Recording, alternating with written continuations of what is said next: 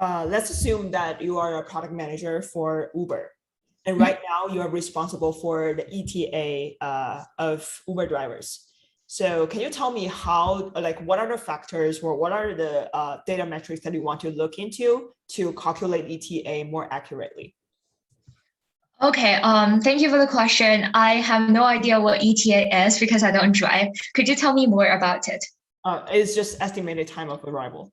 Oh, estimated time of arrival. So basically, does that mean like when Uber drivers start with like a new order, starting from when they pick their passenger up, the system would feed them with like a specific amount of time, meaning the ETA, and we want to know the metrics for how accurate this ETA is.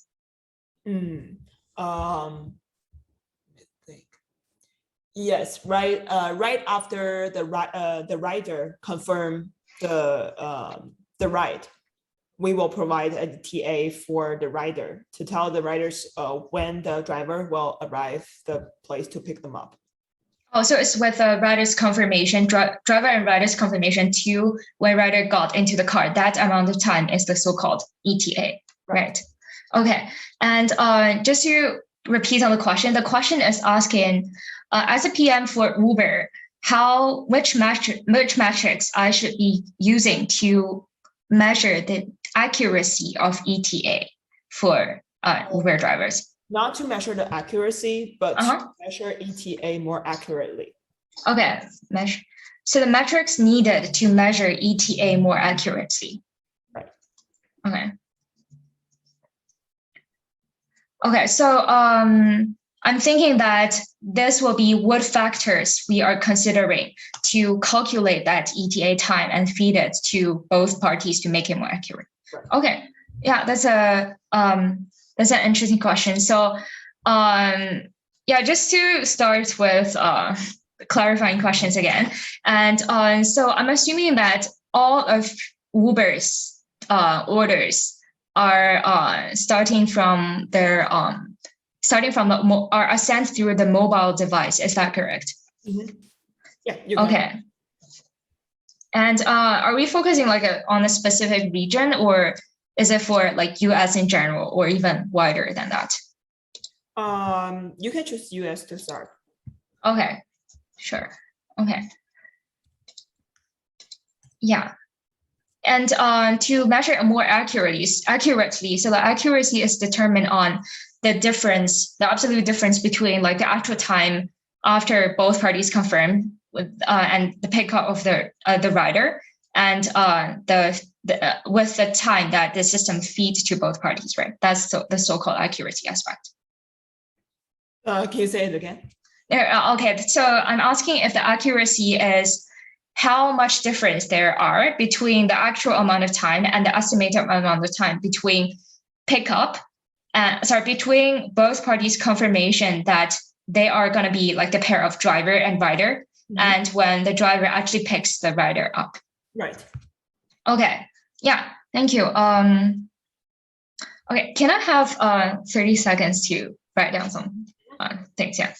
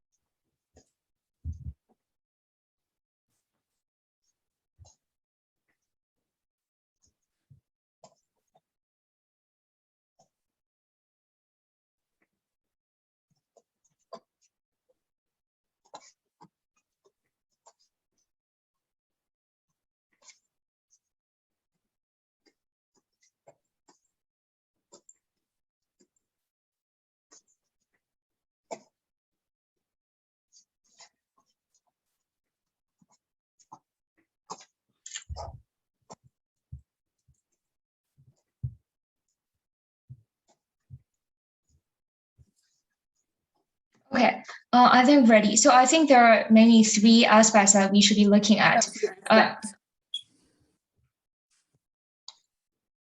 Okay, so I think there are three buckets that we should be looking at, and when deciding what to calculate the actual ETA time we send to both parties. So I'm thinking of the traffic conditions, the internal conditions to the driver, and also internal conditions to the rider. So for the traffic condition, I'm thinking of maybe the road condition, which consists of how many number of cars are there in the nearby few blocks or between the destination and the rider, between the rider and the current position of the driver, and also how many what's the weather like at that time, which could affect the driving speed, and how many roadblocks, how many roads or how many blocks are there in between, and are there like any additional obstructions, for example, like construction site, etc., and how many like traffic lights are there, and how what's the average time of each traffic light as the driver passes through, and is the stop allowed at the area around the rider? So this could determine if the driver needs to take a detour or if they should meet at somewhere else. And also, are there any police officers in the way conducting traffic monitoring? And also, as indicated by maybe some historical records of past drivers and riders, is the destination easy to find? And of course, the absolute distance between two spots that could also affect the time as well. And for the internal conditions associated with the driver, I'm thinking of his driving speed, which we could calculate based on the current driving speed and also the historical records of this driver. Is he considered at the slowing end of the spectrum of all driving speed or otherwise? And also maybe some of the some of the habits of this driver. So for example, does he also make frequent stops to like pick up phone calls in between, or like does he needs to check the map, or is he unfamiliar with the roads, etc.? And lastly, aspects with regard to the rider himself. So does he take a long time to get out of the the building to meet with the driver, which could happen if it's currently in working hours. So a person like in an office building, if we can detect that from the map, might take longer hours if he or she is getting out of the meeting, and or he or she might be living in like very upper level of a building and may take longer time to go down from the elevator. And also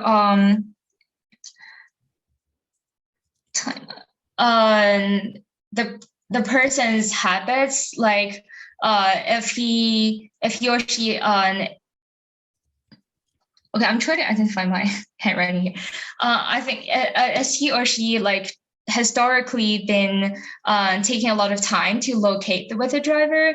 And also maybe I know sometimes like for Lyft or Uber, they might have like a sign or like you can indicate with your current screen to show a color so your driver can find you easily. Do you have that sort of factors in place? Has the driver uploaded like a profile picture for easiest identification, etc.?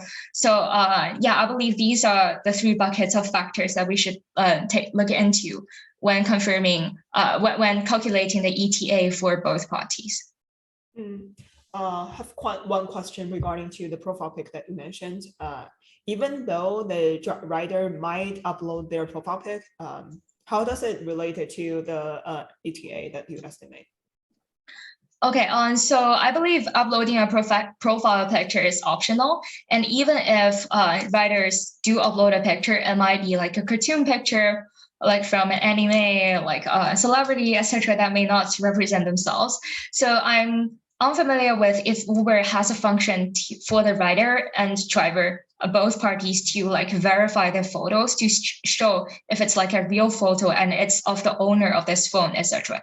So maybe if they do have that, it will be easier to categorize this type of picture as like easier to spot I mean, there's a higher probability we also need to use data analysis to compare it with historical data to see if users with like profile picture with all other conditions similar or held the same, it's easier for the driver to locate the rider.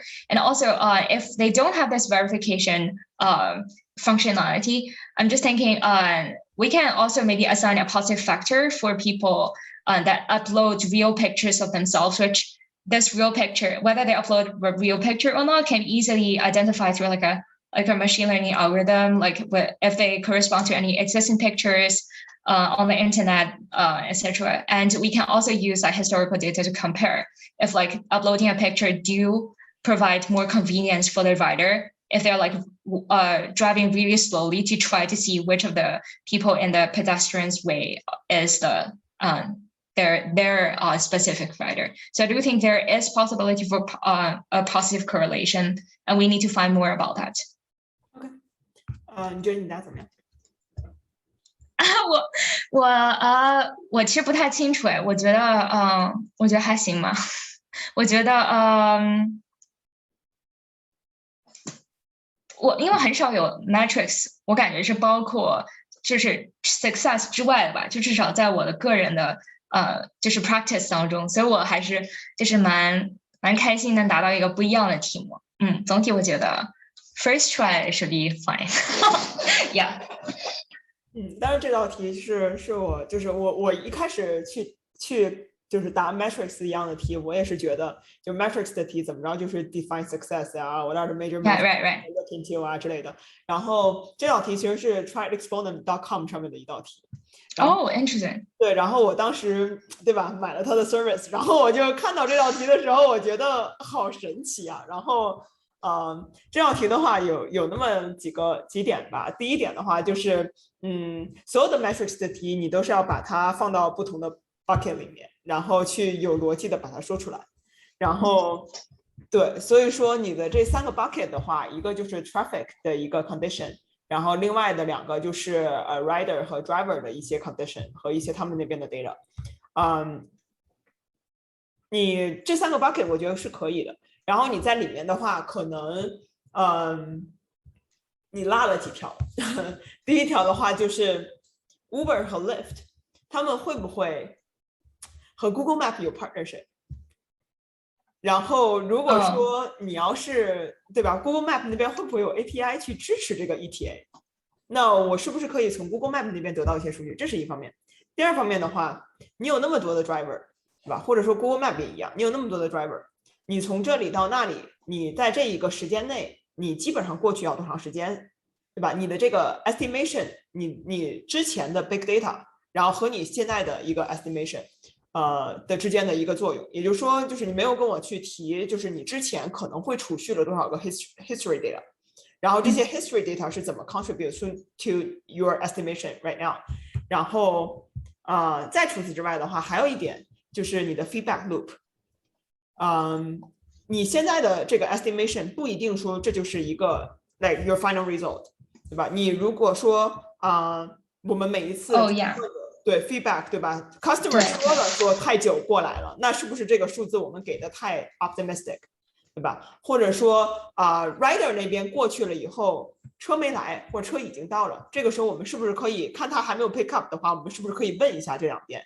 那么这个feedback 能不能再去 further optimize 我们的 algorithm？ 然后 feedback loop 没有讲，然后还有就是你在阐述的时候，你在说 rider 那边，其实你在说 rider 那边，我考虑了很久，你为什么要说就是你要 walk out of the building 叭叭叭的东西，然后我后来才反应过来，就是你其实在讲第一个就是你的 ETA 是否准确，然后第二个的话其实就是这个 ETA 不一定是。因为你去 define 这个 ETA 的话，是从他确认这个订单到最后他们上车的这个过程，所以说也有可能这个 delay 是由于 rider 引起的。然后对，但是你一开始说的时候我没有反应过来，然后后来在你讲的时候我反应过来，所以说就是你做的很好的地方在于你前面 ask clarifying question 的时候 ask the question 都非常 make sense， 即便你一开始没反应过来 ETA 是啥，你问的这个过程也让我觉得非常舒服对，但是如果你后面说就是你的这个 ETA 的 accuracy 可能会被己方影响，可能会是一个更好的，就是能够让 interviewer realize 你在说什么的一个过程。对，然后就不需要让他自己去想了。对，但是你的 clarifying question 我觉得问的很好，就是因为其实你在问这个问题的时候，我才想到，就是其实 Uber 或者 Lyft 会有2个 ETA，一个的话就是他在下订单之前给他的 ETA，一个就是他在下订单之后给他 ETA。所以说，你问 clarifying question 的时候，就好像我们昨天聊的那个话题，就是比如说你在问 HR 或者问你的 interviewer，就是当你的 interviewer 问你说do you have any questions to ask me 的时候，你问的这个 question 不能只是一个 question， 你也要问出来就是你的整个 thought process。比如说你在跟我讲说 clarifying question 的时候，你可以跟我说 as far as I know， 对吧 ？Uber 有2个 ETA， 就是起码有2个 ETA， 一个的话就是他在确认订单之前，他可能比如说像 Lyft 现在已经有那种，比如说 pick up in 5 minutes，pick up in 30 minutes，pick up in 10 minutes， 你可以等的时间久一点，这样子的话，我可以给你更低的价钱，然后我也可以去疏通一下整个 traffic。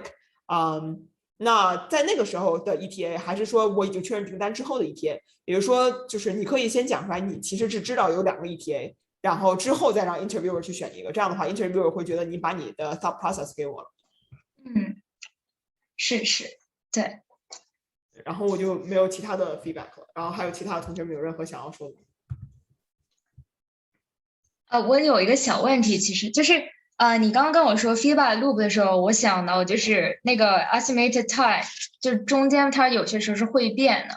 你觉得这种是有就是需要说进去吗？以及就是以什么样的方式 insert 在答案之中？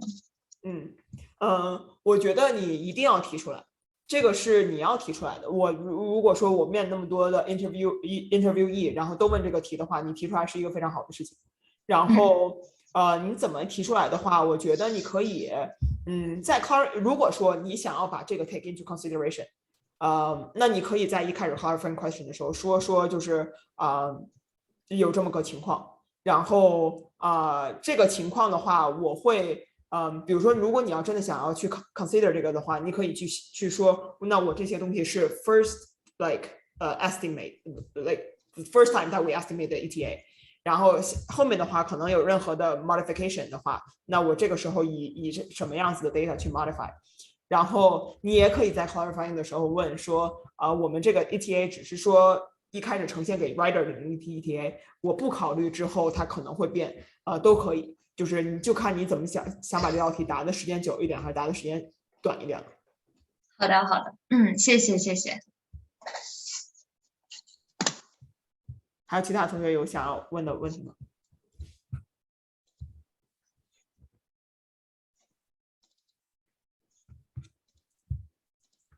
如果没有的话，我们先把录像停了。